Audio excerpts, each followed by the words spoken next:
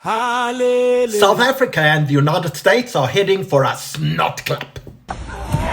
The new US ambassador to South Africa, Brent Bozell III, appeared at the business conference in Hermanus, warmly embracing South Africa, but telling everyone that South Africa had failed to respond to a letter of America's concern. Put together 5 asks. I mentioned 3 of them, but there were a couple more. We put them forward to the South African government. We've been waiting for almost a year for a response. He also criticized the South African courts who had declared that kill the farmer, kill the Boer was not hate speech. Kill the poor, the farmer.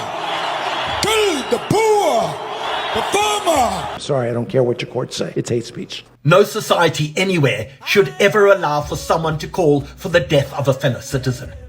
The ambassador issued a clarification, stating that while his personal view was that kill the Boer constituted hate speech, the United States government respected the independence and findings of the South African judiciary. The EFF, whose leader, Julius Malema, is the Kanye West of racist chants, demanded the expulsion of Bozell. Despite the clarification already issued, Durko, in their wisdom, decided to summon in the new ambassador for a démarche or reprimand. Foreign Minister Ronald Lamola explained.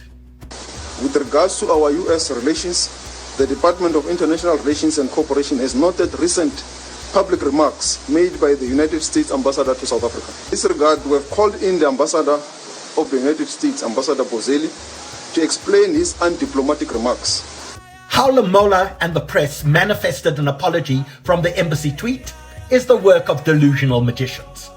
But the ANC wanted to make a point to the new ambassador. This was no mere rift. This had become the Great Rift Valley. South Africa was the mouse that roared. But was it worth it pissing off the Americans? And how would the USA retaliate? Well, Cyril, there goes your visa for the FIFA World Cup in America. If South Africa had a wise president, he would have said what Minister Gayton said at the American 4th of July celebrations in 2025. Of all songs sang during the struggle, none has lost its relevance more than Kill the Boer, Kill the Farmer. It has zero place in present-day South Africa.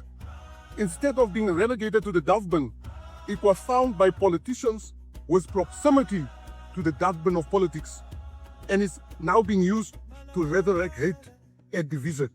I came here today to tell everyone we ask not to be judged by the worst amongst us, but judge us by the best amongst us. So what do you think? I'm Howard Saxton.